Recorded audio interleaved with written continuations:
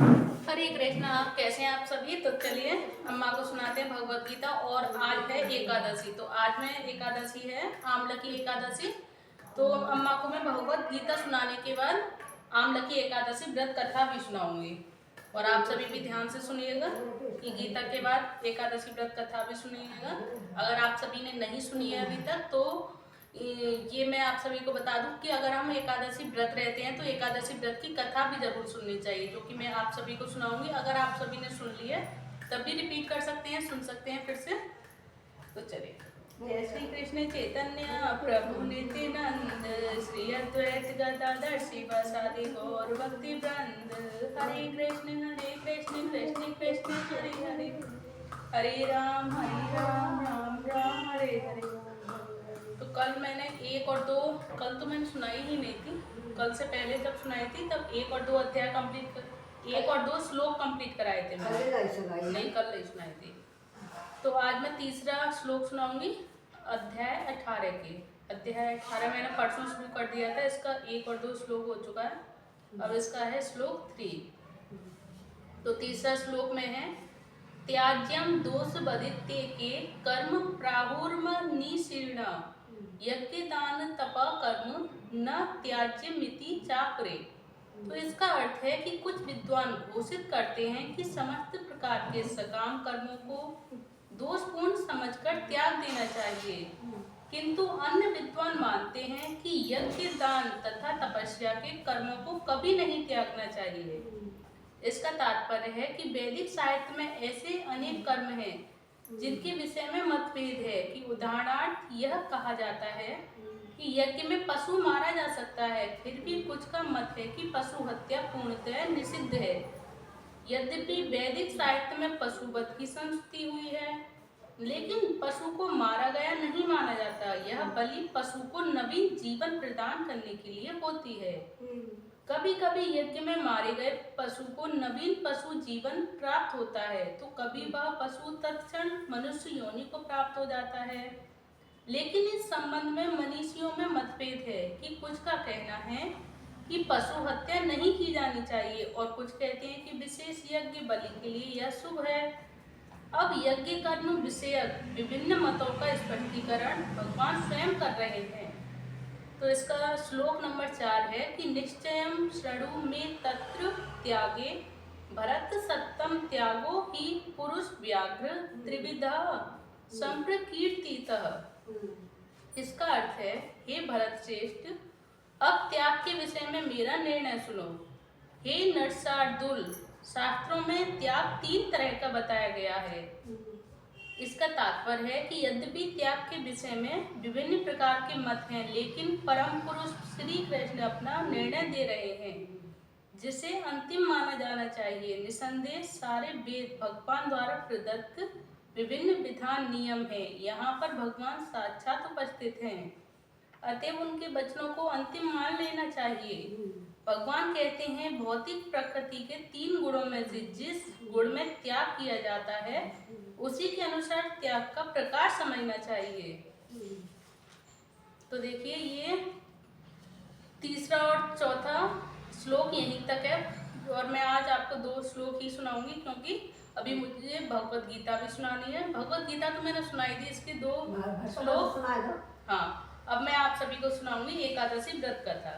जय श्री कृष्ण चैतन्य प्रभु नित्यानंद श्री अद्वैत गदाधर शिवासादि भक्ति वृंद। नहीं, अलग है किताब, अलग किताब है एकादशी व्रत की। आज 2 श्लोक हो गए, 3 और 4। कल मैं आप सभी को 5वां श्लोक सुनाऊंगी 18वें अध्याय का। हरे कृष्ण कृष्ण कृष्ण हरे हरे, हरे राम राम हरे हरे। आमली, आप आमली की बात मत सुनाना, पहले ये सुनो आमली की एकादशी व्रत कथा। हाँ, दूसरी किताब है। सुनिए, होलिका दहन के 4 दिन पूर्व फागुन माह के शुक्ल पक्ष की इस एकादशी का नाम है आंवला की एकादशी। इन दिनों आंवले के वृक्ष में भगवान का निवास रहता है। इसलिए आंवले के वृक्ष के नीचे बैठकर भगवान की पूजा करने और आंवला खाने तथा दान करने का विशिष्ट महत्व है। और महर्षि वशिष्ठ जी और महाराजा मानधाता के मध्य संवाद के रूप में इस कहानी की शुरुआत होती है। बोलो जय श्री हरि, जय विष्णु भगवान की जय। तो त्रेता युग में एक दिन महाराज मानधाता ने महर्षि वशिष्ठ जी से अनुरोध किया कि हे मुनिवर, यदि आप मुझसे प्रसन्न हैं तो कृपा पूर्वक मुझे ऐसा कोई व्रत बतलाइए जिसको करने से मेरा सब प्रकार से कल्याण हो। तो महर्षि वशिष्ठ ने उत्तर दिया कि हे राजन, यूं तो सभी व्रत उत्तम हैं, परंतु इसमें सर्वोत्तम है आमलकी एकादशी व्रत, जो फागुन मास के शुक्ल पक्ष की इस आमलकी एकादशी का व्रत करने से सभी पाप नष्ट हो जाते हैं और इस व्रत को करने से 1000 गायों के दान करने के बराबर पुण्य की प्राप्ति होती है। इस बारे में एक कथा मैं आपको सुनाता हूँ, ध्यान पूर्वक सुनिए। तो वैदिक नामक एक नगर में ब्राह्मण, क्षत्रिय, वैश्य और शूद्र चारों वर्णों के परिवार आनंद पूर्वक रहा करते थे। वहां पर सदैव वेद ध्वनि गूंजा करती थी। पापी, दुराचारी तथा नास्तिक कोई नहीं था।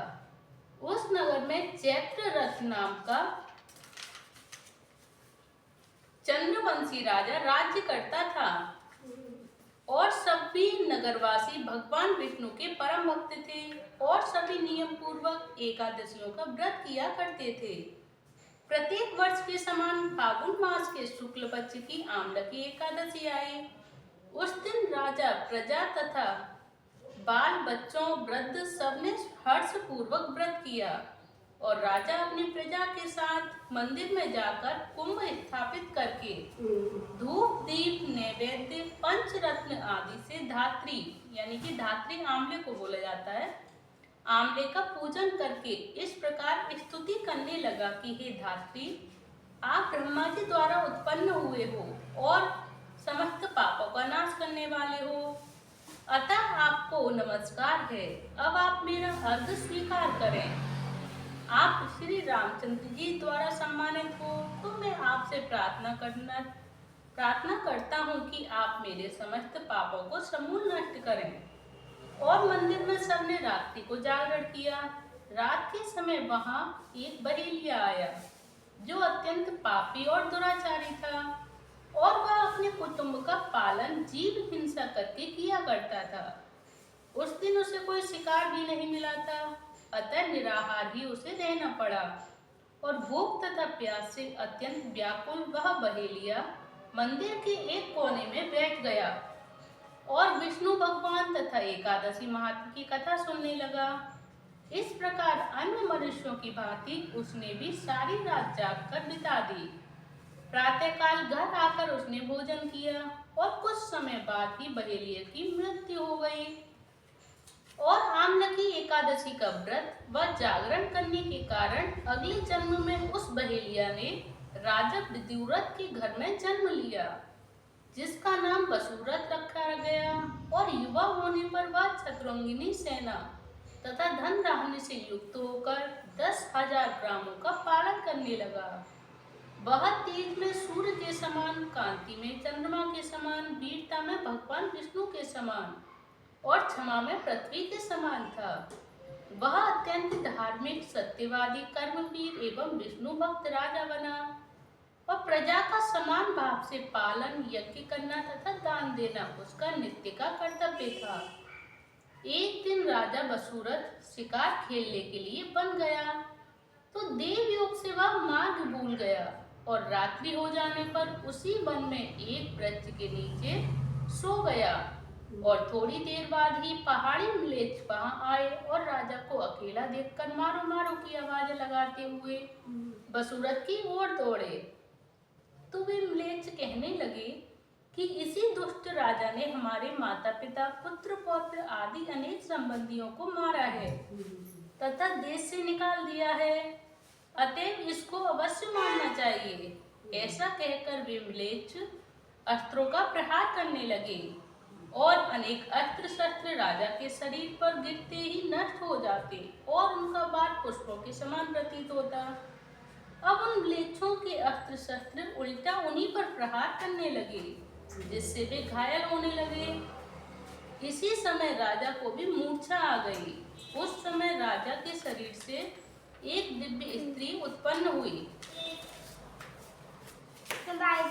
वह स्त्री अत्यंत सुंदर वस्त्रों तथा आभूषणों से अलंकृत थी, मगर उसकी भ्रुकुटी टेढ़ी थी और आंखों से लाल लाल पर्दे निकल रही थी।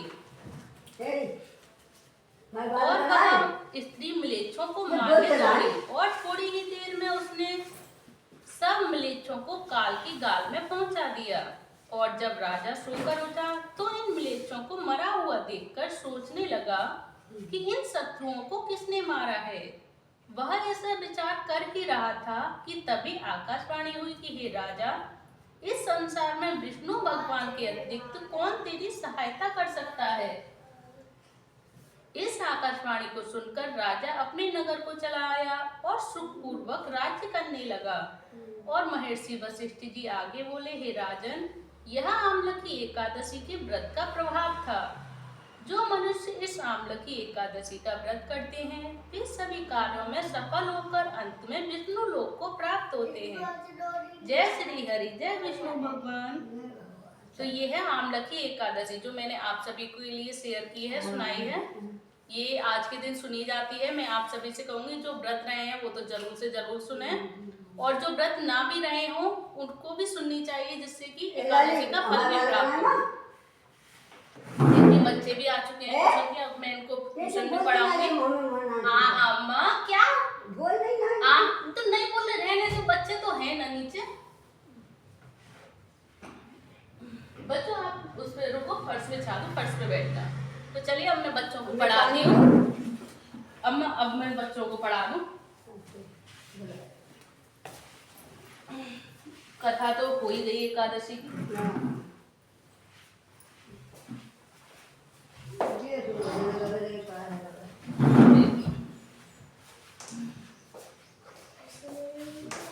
तो देखिए आप सभी को भी ये एकादशी व्रत कथा कैसी लगी प्लीज़ मुझे कमेंट बॉक्स में सुनाइएगा, बताइएगा।